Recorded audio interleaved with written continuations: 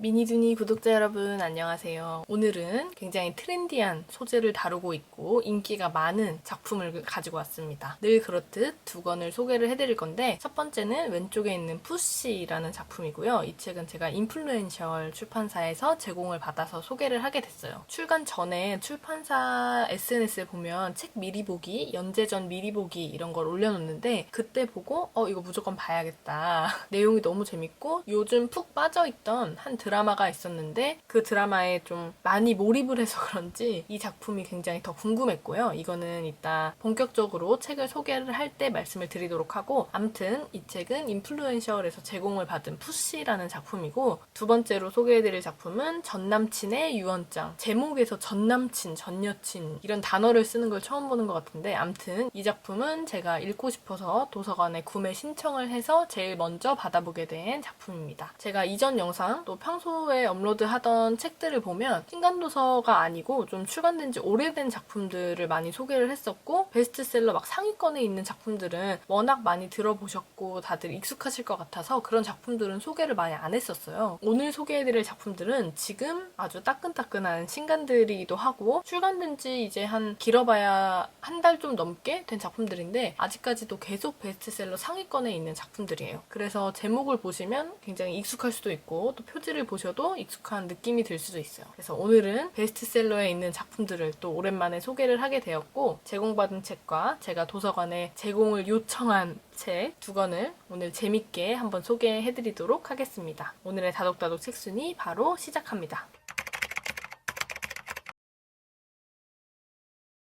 오늘 첫 번째로 소개해드릴 작품은 애슐리 오드레인 작가의 푸시입니다. 인플루엔셜 출판사에서 이 책을 제공받고 소개를 하고 있는데 이 책이 나왔을 때 연재전 미리 보기로 미리 보고 너무 재밌을 것 같아서 장바구니에 또 담아놨었는데 이렇게 운이 좋게 또 감사하게도 제공을 받게 되었고요. 평소에는 그냥 지나칠 수 있었던 뭐 표지나 제목의 의미 같은 것도 한 번씩 다시 생각해 보게 되고 이게 이런 의미를 담고 있구나 싶은 생각이 들 정도로 굉장히 저는 재밌게 또 호기심을 갖고 봤던 작품이에요. 제목과 표지에 담긴 의미, 제가 개인적으로 생각해본 의미는 책 속의 마지막 정도에 살짝 전달을 해드리도록 하고 먼저 애슐리 오드레인 작가님에 대해서 소개를 해드릴게요. 이분은 제가 처음 보는 작가님이신데 캐나다 작가님이시래요. 이분의 데뷔작이 푸시라서 저는 이제 이름도 처음 들어본 작가님이시고 원래 캐나다에서 홍보 디렉터로 굉장히 오랜 시간 일을 하다가 이제 결혼을 하고 아이를 낳고 또 육아를 하면서 어떻게 보면 경력이 단절이 된 거죠. 그래서 일을 그만두고 나서 경력 단절이 되고 그때부터 책 쓰는 걸 시작을 했다고 해요. 어떻게 보면 본격적으로 책을 쓴 건 좀 늦은 나이긴 한데 이런 작품, 이런 소재를 활용해서 썼다는 게 저는 굉장히 놀라웠고 또 신기했어요. 이 책이 어떤 내용을 다루고 있냐면 모성애에 관한 얘기를 다루고 있어요. 우리도 그렇지만 엄마는 이래야 돼, 좋은 엄마는 이래야 돼. 어떻게 보면 모성애를 약간 강압하고 압박하는 그런 분위기들이 있잖아요. 좋은 엄마는 일을 하지 않고 아이만 사랑해야 돼. 아이가 어떤 행동을 하든 이걸 다 받아들여야 되고 다 이해해야 되고 가장 또 중요한 건 너는 너의 아이를 정말 많이 너의 목숨보다 더 사랑해야 돼. 이런 얘기들이 있잖아요. 엄마라면 당연히 이래야 돼 라고 하는 그런 모성애들을 좀 약간 비꼬는 그런 작품인데 간단히 말하자면 제가 봤을 때는 작가님의 이 경험을 좀 많이 녹여놓은 작품 같아요. 왜냐면 유명한 사람들이랑 같이 일을 하다가 이렇게 아이를 낳고 경력 단절이 되고 지금은 육아만 하고 있는 상황에서 모성에 동반되는 그 여성들의 공통적인 불안과 두려움에 주목을 해서 이 작품을 쓴 걸 보니까 이따 소개해드릴 주인공의 자신의 경험들을 투영을 해낸 게 아닐까 생각이 들었어요. 작가님의 경험을 녹여낸 이 푸시라는 책은 지금 영화로 제작이 될 예정이라고 하고 그래서 저는 영화로 나와도 한번 또 보지 않을까 싶습니다. 본격적인 줄거리를 소개를 해드리면 주인공은 블라이스예요. 블라이스는 남편인 팍스와 함께 행복하게 살고 있었는데 어렸을 때부터 자신의 엄마와 그렇게 유대관계가 좋지 않았어요. 어떻게 보면 거의 가정폭력, 방치도 학대이기 때문에 거의 학대와 비슷한 그런 아픈 상처를 갖고 있었기 때문에 자신은 아이를 낳고 잘 키울 자신이 없었어요. 그래서 어렸을 때부터 내 아이에 대해서 궁금해하면서도 막상 낳고 키울 생각은 못하는, 겁이 나는 내가 정말 아이를 사랑할 수 있을까? 나는 사랑받지 못했는데 내가 아이에게 사랑을 줄 수 있을까? 이런 걱정 때문에 아이를 계속 갖지 않고 있다가 남편이 계속해서 얘기를 한 거예요. 아이를 낳고 싶다. 말에 넘어가서 아이를 낳게 됩니다. 그래서 첫째인 바이올렛이 태어나요. 바이올렛은 딸인데 딸을 딱 처음 봤을 때 느낀 게 다른 사람들은 다 처음에 아이를 낳으면 고통도 싹 있고 이게 내 아이구나 막 평생 없던 그 모성애가 갑자기 막 생겨나서 이 아이에게 헌신하고 이런 마음이 생긴다고 하는데 블라이스는 그렇지 않았어요. 이게 내 아이가 맞나? 내가 이 아이를 정말 사랑하는 게 맞나? 라고 스스로 의심을 하게 되기도 했고 그런 영향인지 바이올렛도 이 엄마인 블라이스를 자꾸 피했어요. 아기인데도 엄마의 모유를 먹지 않으려고 하고 계속 엄마가 안으면 울고 아빠인 팍스에게 안겨있으면 울지도 않고 막 너무 귀여운 예쁜 아이인 거예요. 그래서 블라이스는 이제 계속 자책을 하게 된 거죠. 우리 엄마랑 다른 정말 좋은 사랑만 주는 엄마가 되고 싶었는데 그렇게 마음같이 안 돼서 너무 답답해하던 상황이었어요. 그러다가 이제 둘째인 샘이 태어납니다. 샘은 아들이었는데 이 블라이스도 좀 신기한 게 첫째 딸 바이올렛을 낳았을 때랑은 완전히 다른 마음을 갖게 돼요. 이게 정말 모성애다 싶을 정도로 이 둘째 샘은 아들이었는데 얘는 너무 예쁘고 행복한 거예요. 얘 때문에 너무 행복하고 정말 이게 모성애구나, 이게 내 자식이구나 하면서 굉장한 유대관계를 갖게 되고 사랑을 엄청나게 퍼줍니다. 딱 이게 아들과 딸 차별 이렇게 치부하기에는 좀 어려운데 아무튼 갓 태어난 아기였던 샘하고는 굉장히 잘 지내요. 근데 이 모습을 본 바이올렛은 굉장히 질투를 하고 난 샘이 없었으면 좋겠어. 그리고 엄마도 죽었으면 좋겠어. 이런 얘기를 합니다. 그러다 결국 사고가 나는 게 엄마와 아이 둘이 외출을 했었는데 블라이스가 보는 앞에서 바이올렛이 자신의 동생인 샘이 타고 있던 유아차를 차도로 밀어버려요. 그 교통사고로 인해서 결국 샘은 죽어요. 그리고 나서 이제 이 블라이스가 거의 미친 거죠. 아이를 잃고 나서 정말 너무 힘든 시절을 보냈는데 더 힘들었던 건 자신의 눈앞에서 자신의 딸이 자신의 아들을 죽인 거잖아요. 아무리 아이였긴 했지만 어쨌든 죽인 건데 그 사실을 아무도 믿어주질 않아요. 심지어 자신의 남편인 팍스와 시어머니에게도 얘기를 하니까 네가 잘못 본 걸 거다. 네가 더 노력해서 바이올렛과의 관계를 회복해라. 네가 더 잘하면 된다. 너만 잘하면 된다. 이런 식으로 얘기를 해요. 그러니까 자꾸 자책을 하게 되는 거죠. 그래서 결국엔 이혼까지 하게 됩니다. 푸시라는 작품의 이 큰 줄거리는 이 정도로 정리가 되는데 사실 처음에 저는 이 작품의 줄거리를 보고 제가 얼마 전에 소개를 해드렸던 서미애 작가님의 모든 비밀에는 이름이 있다. 거기서 하영이라는 인물이 떠올랐어요. 그 아이도 약간 소시오패스적인 성향을 갖고 있는 아이였는데 소시오패스 성향을 가진 딸을 키우는 엄마의 이야기인가? 라고 단순히 처음에는 생각을 했거든요. 근데 그게 아니라 딸인 바이올렛 그리고 엄마인 블라이스의 엄마인 세실리아의 엄마인 에타까지 이렇게 4대에 걸쳐서 잘못된 모성애가 등장을 해요. 그러니까 사회에서는 자신의 자식을 낳으면 무조건 자식을 사랑해야 한다. 이게 굉장히 당연하게 여겨지고 있는데 자신이 낳은 딸을 사랑할 수 없는 엄마 어떻게 보면 모성이 결핍된 거죠. 이게 4대에 걸쳐서 내려왔어요. 자신의 엄마에 대한 유대관계가 전혀 없는 사람들이 딸을 낳고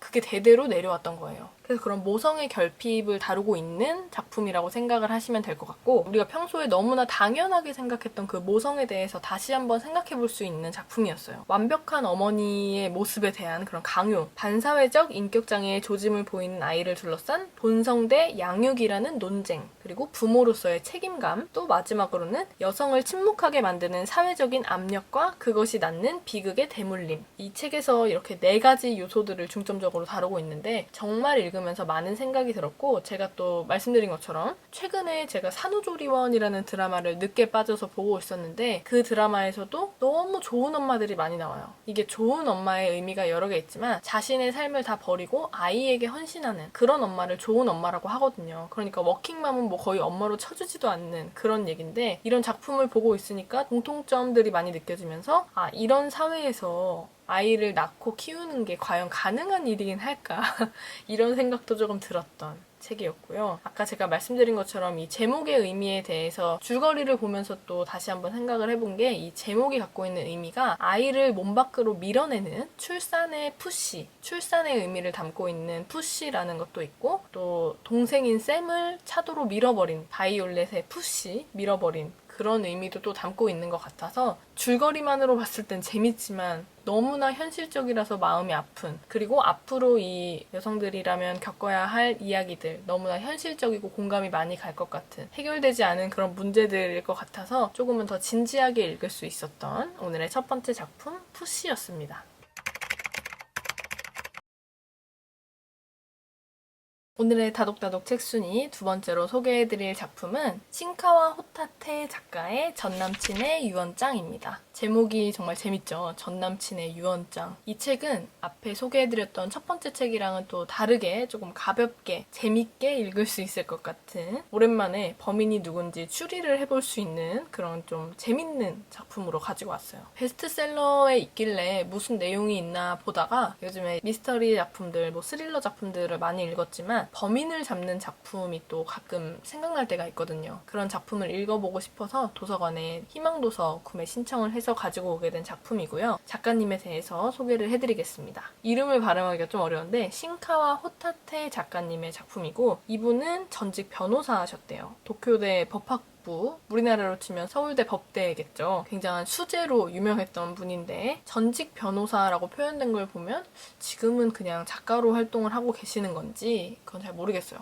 전직 변호사신데 이 작품 2021년에 나온 이 전남친의 유언장으로 제19회 이 미스터리가 대단해 대상을 수상했다고 합니다. 오늘 소개해드린 두 권의 작품의 공통점이 작가님들의 삶을 이 캐릭터, 주인공에 투영해 놓은 것 같은데, 첫 번째는 출산과 육아로 힘들었던 시절을 투영을 했던 작품이었고, 두 번째 전남친의 유언장에서는 표지 이미지로 눈치채신 분도 계시겠지만 여기에 나오는 주인공도 변호사예요. 20대 후반에 굉장히 성공한 이제 여자 변호사가 주인공입니다. 작가님의 그런 캐릭터를 녹여놓은 것 같은 등장인물이에요. 일본에서도 굉장히 인기 많았고 한국에서도 또 많은 사랑을 받아서 지금 현재도 베스트셀러 상위권을 차지하고 있는 작품입니다. 이 작품은 줄거리는 굉장히 간단해요. 그리고 줄거리를 살짝 들었을 때 많은 분들이 이 작품 뭐지? 살인사건의 범인보다도 어떻게 해결이 되는지가 더 궁금해졌던 작품이에요. 제가 이 책은 책 받자마자 바로 완독을 했는데, 등장인물부터 소개를 해드리자면 첫 번째는 레이코라는 여자입니다. 표지에 나와 있는 변호사, 여자 변호사고, 이 사람은 굉장히 잘 나가요. 너무너무 부자고 남자친구도 있는데 남자친구가 약혼 반지로 조금 저렴한, 사실 저렴한 금액도 아니었지만 자신이 생각한 것보다 조금 저렴한 반지를 갖고 오자 바로 이별 통보를 해버리는 그런, 어떻게 보면 좀 재수없기도 하지만 굉장히 잘 나가는 여자였어요. 한 로펌에 소속이 되어 있었는데 어떤 사건을 맡으면서 대처를 잘못했나? 그래서 잘릴 위기에 처했고, 그러던 와중에 자신의 대학 선배가 찾아옵니다. 이 선배가 얘기를 하기를 에이지라는 대학 동창이 죽었다. 근데 알고 보니까 그 에이지는 레이코와 대학 시절 3개월 정도 짧게 사귀었던 전 남친이었어요. 근데 이 에이지가 죽었는데 유언장을 남기기를, 정말 특이한 유언장을 남겼다. 이해할 수가 없는 유언장을 남겼는데 자신의 전 재산을 나를 죽인 범인에게 주겠다. 에이지라는 남자가 정말 큰